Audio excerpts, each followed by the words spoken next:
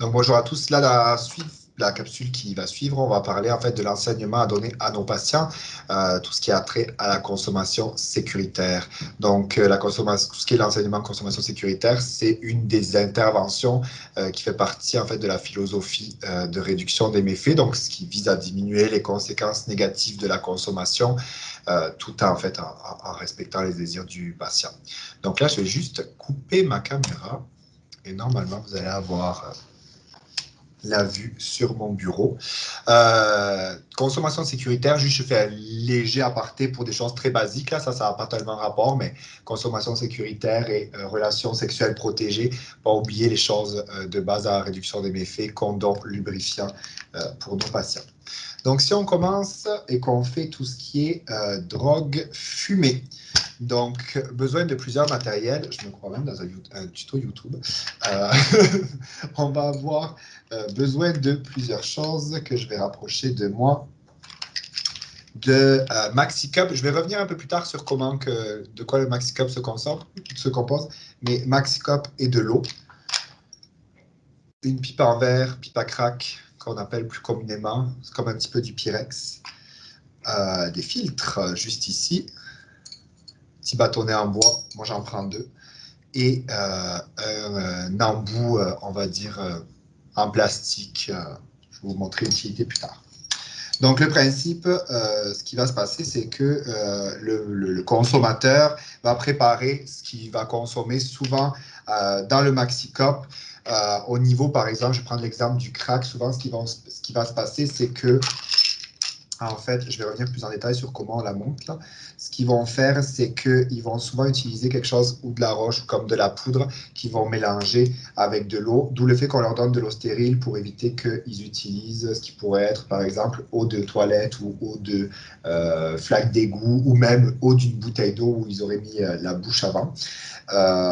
Mettre leur drogue à l'intérieur, chauffer pour le faire fondre.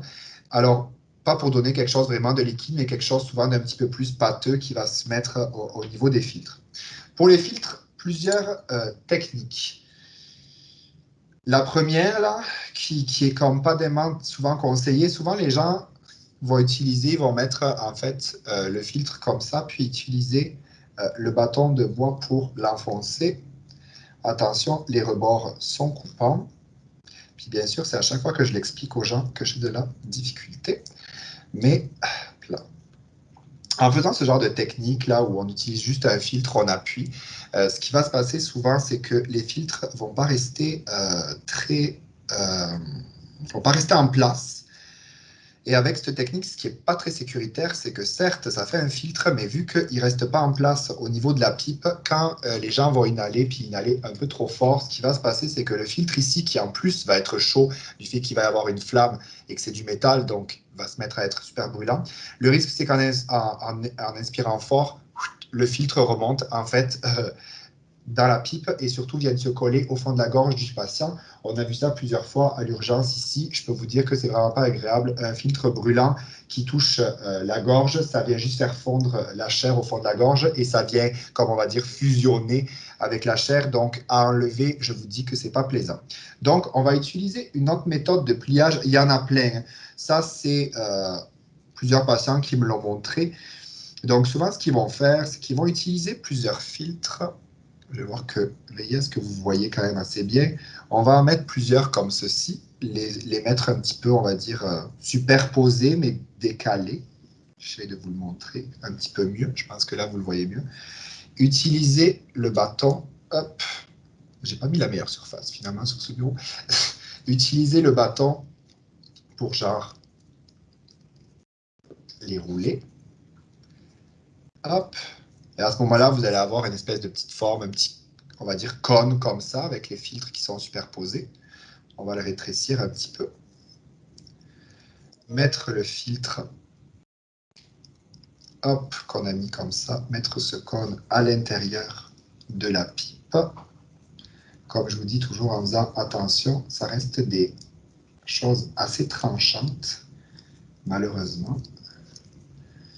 Et on peut se blesser les doigts. Donc, on met le filtre à l'intérieur.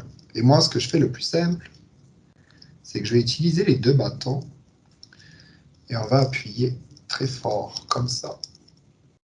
Ça va replier les bords et ça va vraiment créer quelque chose, pas d'imperméable là, mais quelque chose de vraiment fermé. Et en même temps, en faisant ça, on vient créer de la pression, donc on vient éviter que ce filtre puisse se déplacer lorsque le patient va consommer. Donc ce qui se passe, c'est qu'ils vont déposer l'espèce de substance, comme ça va venir créer une espèce de pâte, une petite quantité sur ce filtre, la faire chauffer, ça va fondre un petit peu, faire un dégagement de fumée, et ils vont inspirer de ce bord-là et inhaler. Particularité de l'embout, c'est un embout qui vient se mettre, s'adapter juste ici.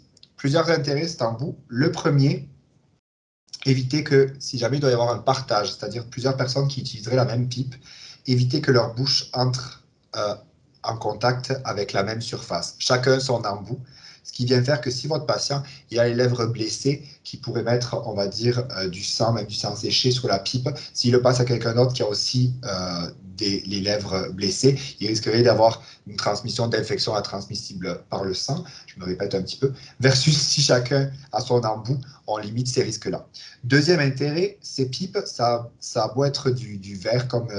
c'est quand même résistant à la chaleur, là, un petit peu comme du Pyrex, mais ça peut craquer. Ça peut aussi, comme vous l'avez vu là, quand on met de la pression dessus, se fragiliser et se briser. L'embout, imaginons que vous ayez un bout de la pipe qui soit cassé, peut venir se mettre par-dessus, puis éviter que l'usager il se blesse les lèvres et justement mettre du sang partout et tout. Le dernier avantage, et pas des moindres, souvent quand les pipes sont chaudes, si on vient les mettre sur des surfaces fraîches, comme par exemple quelque chose en métal ou autre chose, le risque c'est que la pipe se craque.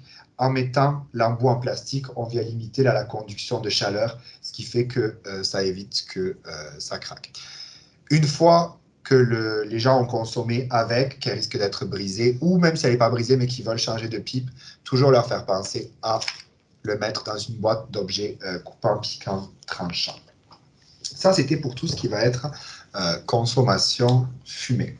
Si on passe à l'injection. Si on passe à l'injection, plusieurs choses qu'on vient remettre à nos patients. Garrot, Maxi Cup, puis plusieurs. De l'eau, plusieurs aussi, j'ai utilisé l'autre. Des tampons d'alcool aussi, des filtres. Pas seulement une seringue.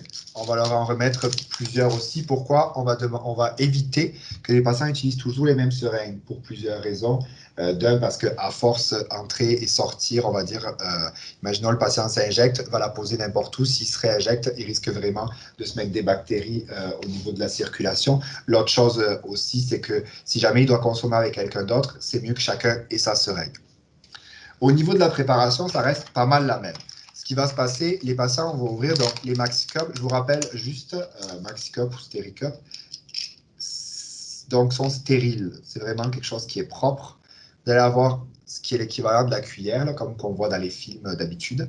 Vous avez un petit embout en plastique avec marqué Up and Down. C'est juste pour savoir dans quel sens ça vient s'insérer ici. Vous avez un petit bout de compresse, comme ça, je vous explique tantôt l'utilisation. Et un petit bout de coton qui est un filtre. Le principe est le même. Ils viennent utiliser une substance qui au départ est solide, poudre, cristal, peu importe. Quand je dis cristal, c'est quelque chose qui est sous forme de cristal, entre guillemets, de cristaux. De l'eau stérile, même chose que tout à l'heure, on veut éviter, surtout pour encore plus dans des substances injectées, de prendre de l'eau qui n'est pas stérile et donc éviter de s'injecter des bactéries ou autres corps étrangers qui pourraient être pathogènes pour le patient. Ils vont venir mettre une source de chaleur, ce qui va permettre en fait à la substance de se diluer. Et là, on aura notre préparation. Principe, prendre une seringue, elle-même stérile, qu'on va venir adapter avec ce filtre. Beaucoup de patients n'aiment pas ces filtres. Ils vont dire que ils trouvent que ça vient les empêcher de bien prélever les substances, mais je ne sais pas si vous allez réussir à bien voir. On dirait comme si c'était vraiment une feuille, là, mais en fait, c'est vraiment un filtre qui est très, très faible. Ça vient éviter que si quelque chose est mal fondu, ou est mal, on va dire, dissous. Ça va venir empêcher que ça se mette dans la seringue et donc après, qu'à l'injection, ça rentre dans le corps de votre patient. Minimalement, sinon, il y avait, je ne sais pas si vous vous souvenez de ce petit coton, en fait, qui est un petit filtre, qui va être mis dans la substance qui est liquide ici. Le patient va venir positionner sa seringue avec le filtre par-dessus. Hop, et il va venir, si j'enlevais le bouchon, ça serait mieux, il va venir prélever la substance. Voilà. Et vous le voyez, c'est vrai que ça met un peu de temps, mais c'est prélevé. Sinon, minimalement, si le patient n'a pas de filtre, ce qu'il va faire, c'est qu'il va, hop, piquer dans celui-là avant de prélever la substance. Ce filtre-là en coton, ce qu'il va juste faire, comme je vous disais, c'est éviter des particules trop grosses dans sa seringue. Là, on a notre préparation qui est dans la seringue. L'intérêt, le deuxième du filtre, c'est que pour le reste, c'est-à-dire que là, je vais vous montrer après comment il va repérer ses veines, tout ça, les asepsies, c'est que s'il a ce filtre qui est mis, il peut déposer sa seringue et l'aiguille touchera aucune substance, enfin, aucune surface sale qui risquerait en fait après donc de se retrouver dans la circulation. Ce qui va être important pour des patients qui s'injectent, c'est aussi des fois de vérifier puis de valider avec eux comment ils repèrent leurs veines, comment ça se passe. Donc là, je vais demander l'aide de qui. Si tu peux juste remonter un tout petit peu. Parfait. Donc là, ce qui va se passer, c'est qu'on leur apprend à utiliser un garrot. Alors moi, mettre un garrot tout seul, je sais le faire à un patient très facilement, mais j'ai besoin de ma bouche pour en être un. Donc, je tiens un des bouts du garrot. Là, je l'ai tenu avec mes dents. Je passe le deuxième comme si je faisais que je mettais un garrot à quelqu'un.